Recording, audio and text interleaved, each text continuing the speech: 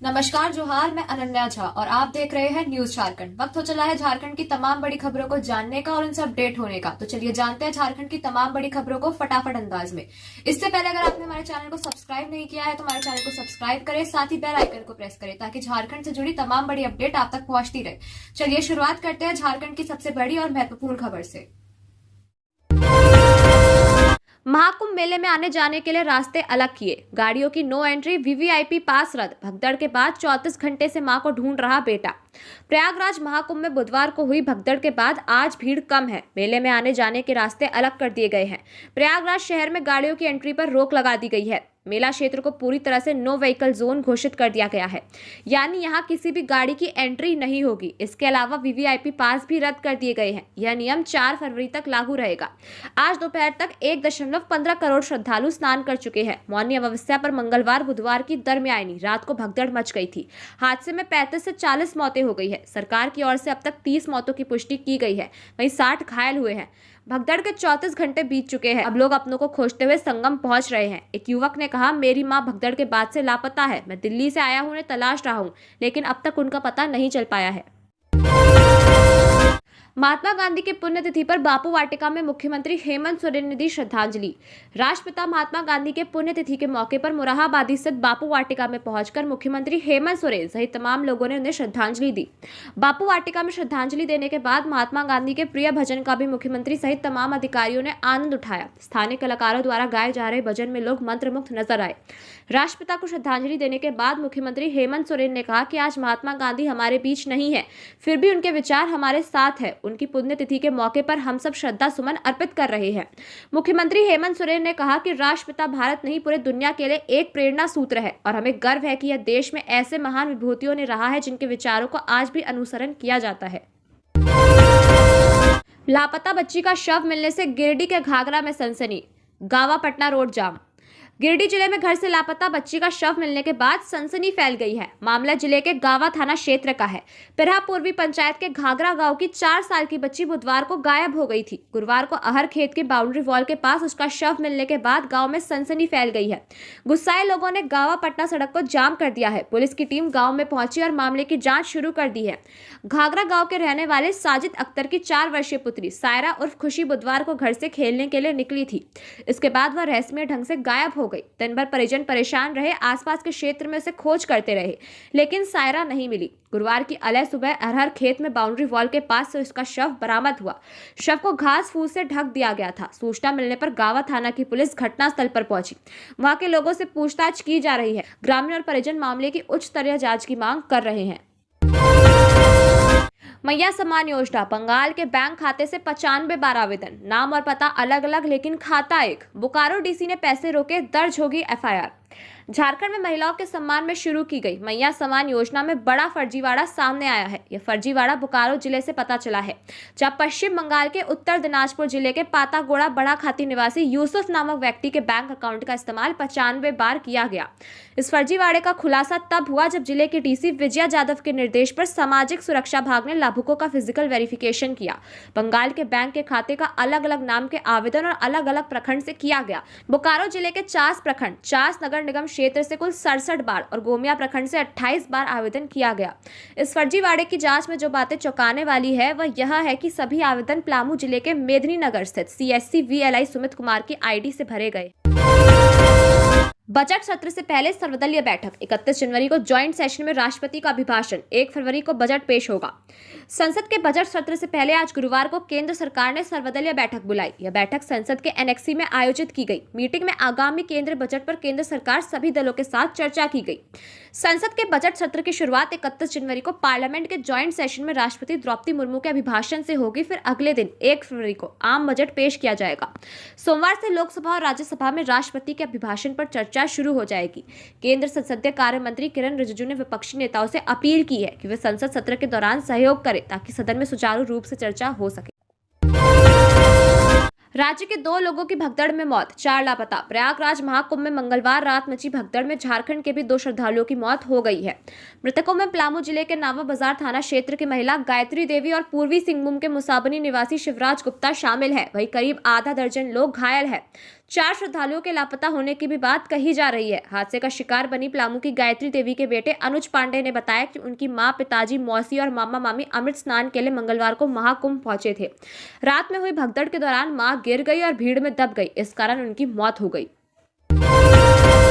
महात्मा गांधी की 77वीं पुण्यतिथि, पीएम ने राजघाट जाकर श्रद्धांजलि दी। राहुल ने लिखा, गांधी जी व्यक्ति नहीं, भारत की आत्मा है।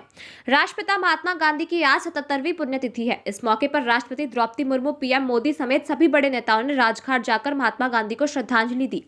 पीएम ने सोशल मीडिया एक्स पर लिखा, पुण्य बापू को उनकी पुण्यतिथि पर श्रद्धांजलि। उनके आदर्श हमें एक विकसित भारत बनाने के लिए प्रेरित करते हैं।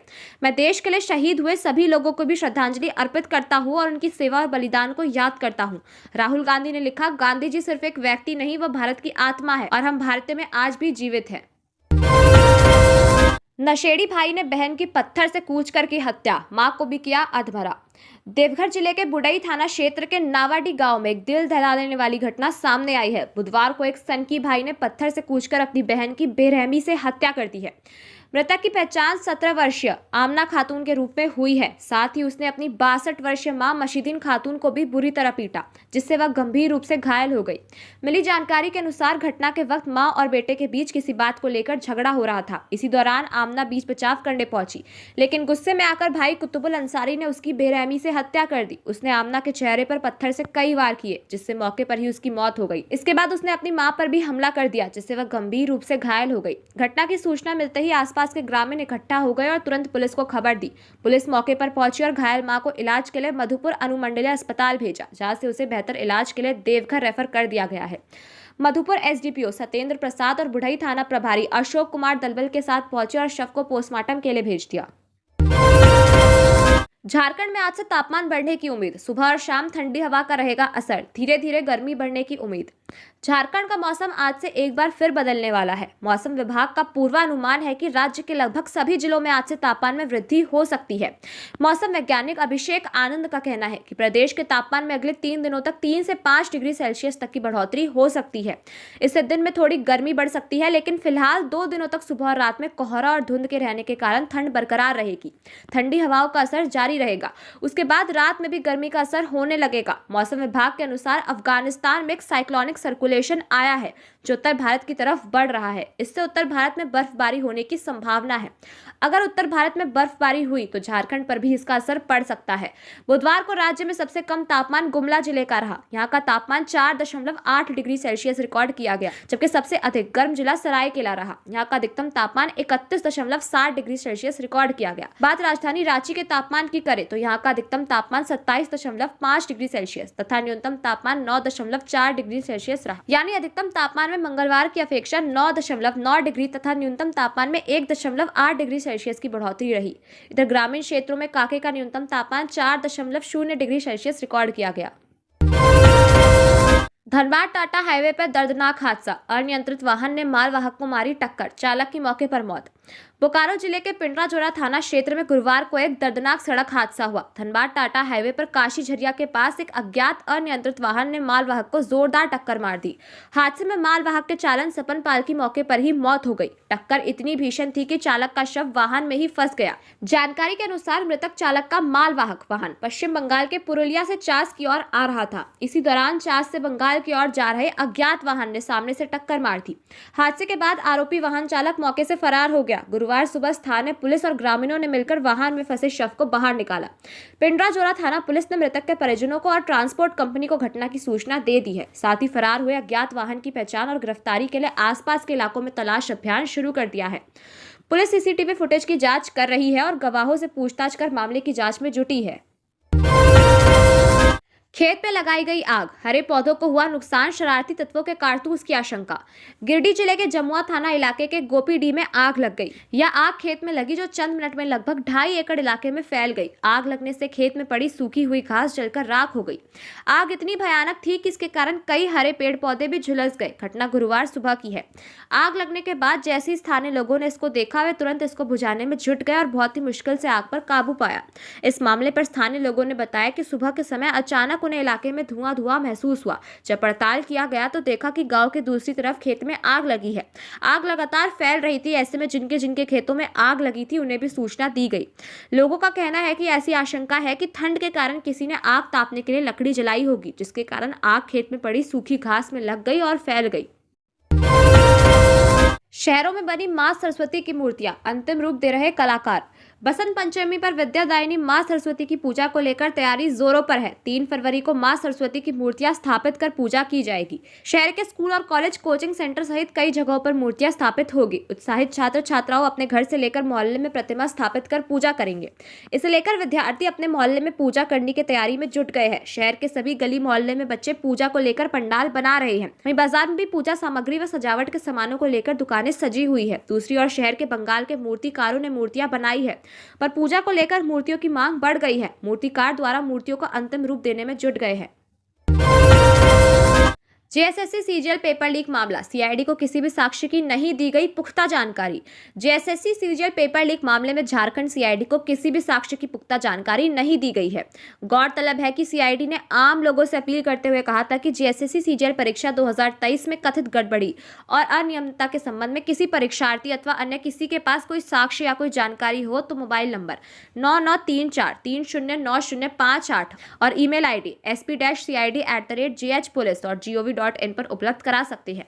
इसके बाद सीआईडी को अब तक 60 से ज्यादा शिकायतें मिल चुकी हैं, जिसमें कई डिजिटल एविडेंस और आम लोगों के द्वारा पुलिस को उपलब्ध करवाए गए हैं। लेकिन सीआईडी को किसी भी एविडेंस की पुख्ता जानकारी नहीं दी गई है। लोगों के द्वारा व्हाट्सएप चैट, फोटोग्राफ और वीडियो रिकॉर्डिंग सीआईडी को भेजे गए हैं। व्हाट्सएप चैट दिए गए हैं लेकिन व्हाट्सएप नंबर नहीं है। प्रश्न पत्र हाथ में पकड़े हुए एक व्यक्ति है लेकिन उसकी तस्वीर नहीं है।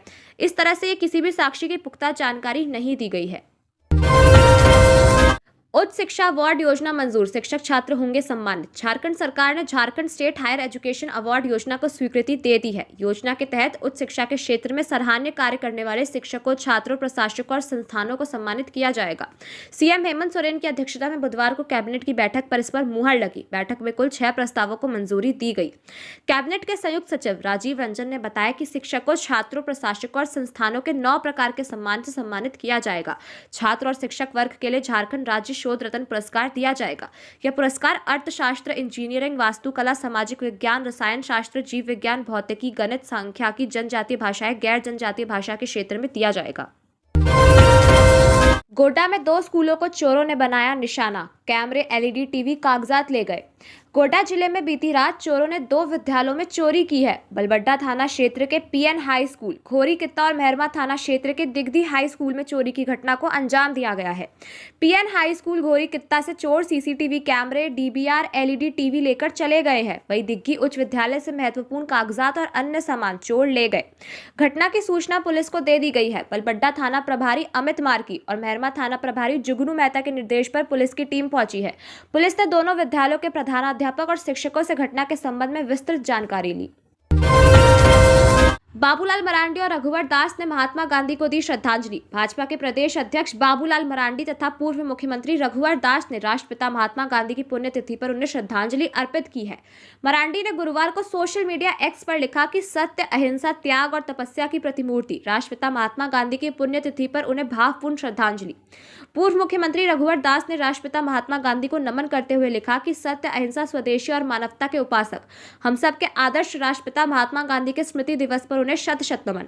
बापू ने अहिंसा और स्वच्छता का जो संदेश दिया है वह अनंत काल तक विश्व को दिशा दिखाता रहेगा। आरोपी ने कहा मुंह पर थूका था इसीलिए मार डाला। ट्रांसपोर्टर हत्याकांड का मुख्य आरोपी गिरफ्तार, पिता की हत्या का 10 साल बाद लिया बदला।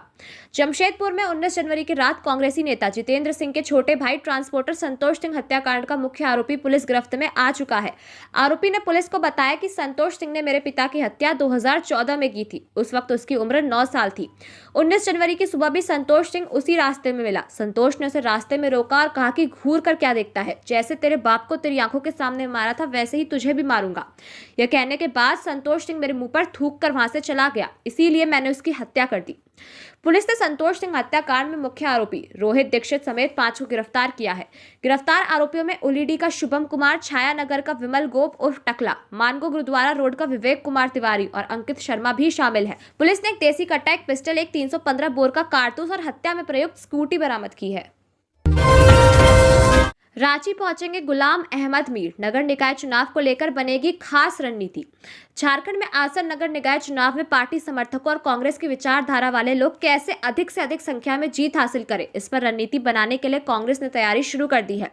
दलीय आधार पर झारखंड में शहीद निकाय चुनाव नहीं होने के बावजूद कांग्रेस की कोशिश है कि ज्यादा से ज्यादा वार्ड परिषद, डिप्टी मेयर और फिर मेयर, नगर पंचायत, नगर परिषद के अध्यक्ष, उपाध्यक्ष के पदों पर कांग्रेसी विचारधारा वाले लोग आसीन हो। इसके लिए विशेष योजना बनाने के लिए 1 फरवरी को एआईसीसी के राष्ट्रीय महासचिव एवं प्रदेश प्रभारी गुलाम अहमद मीर रांची पहुंचेंगे। वहीं 2 फरवरी को रामपुर के पास स्थित बागवानी सभागार में गुलाम अहमद मीर पहले सत्र में पार्टी के विधायक, मंत्री, सांसद, पूर्व विधायक, पूर्व सांसदों के साथ बैठक करेंगे, जबकि दूसरे सत्र में पार्टी के प्रदेश पदाधिकारियों, सभी जिला अध्यक्षों, पार्टी कोटे से बने सभी बोर्ड निगम के अध्यक्षों के साथ बातचीत करेंगे। यह बैठक 3 फरवरी के पहले सत्र तक जारी रहेगा। बैंक में बुजुर्ग से 50,000 रुपए की लूट। पुलिस ने बिहार से लुटेरे को किया गिरफ्तार। कोडरमा जिले के तिलैया थाना क्षेत्र में बीते दिनों एक बुजुर्ग से पैसे छिनतई के मामले का पुलिस ने उद्भेदन कर लिया है। इस मामले में 2 अभियुक्तों को पुलिस ने गिरफ्तार किया है। साथ ही लूटी गई रकम भी पुलिस ने बरामद कर ली है। गिरफ्तार आरोपियों से पूछताछ की गई, जिन्होंने अपना जुर्म स्वीकार किया है।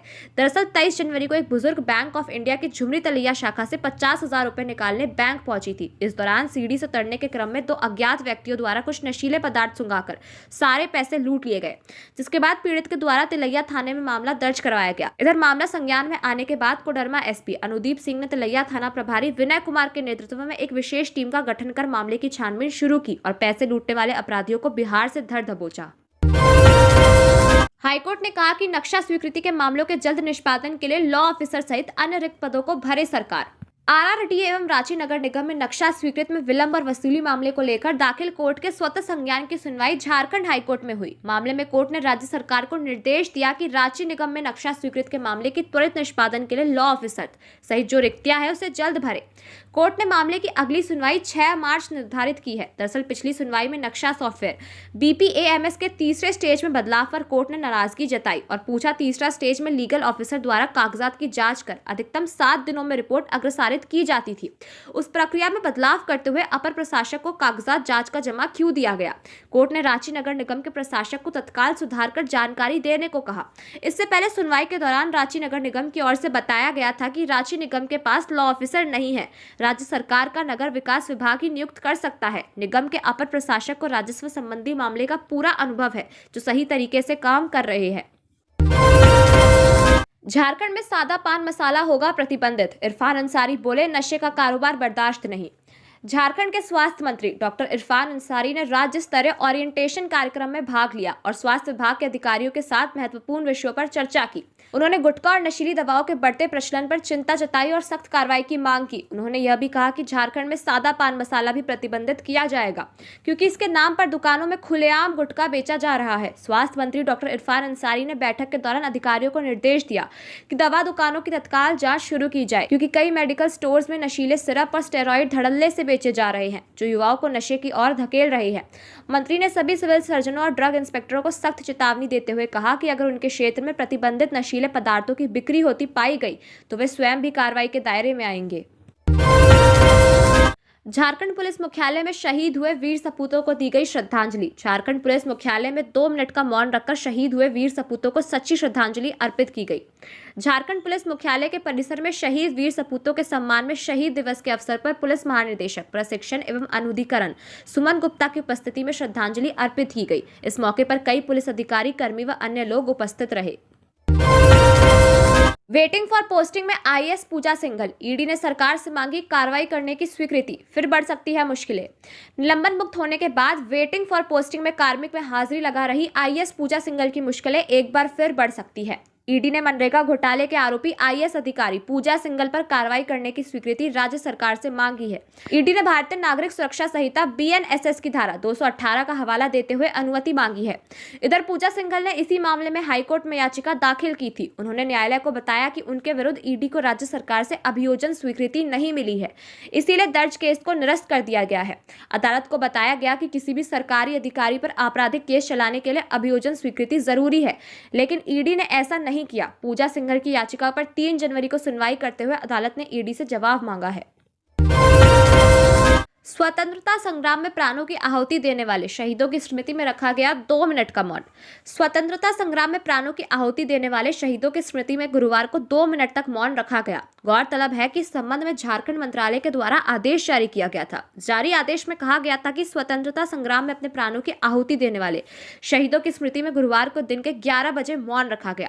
शैक्षणिक संस्थाओं और सार्वजनिक क्षेत्र के उपक्रमों में राष्ट्रीय एकता के बारे में बताया जाएगा और भाषण आयोजित किए जाएंगे। इन कार्यक्रमों में आम जनता की सहभागिता सुनिश्चित किए जाने का निर्देश दिया गया है। झारखंड मंत्रालय ने सभी अपर मुख्य सचिव, सरकार के सभी प्रधान सचिव, सरकार के सभी सचिव, डीजीपी, प्रमंडलीय आयुक्त, सभी जिले के डीसी और एसपी को यह निर्देश जारी किया है।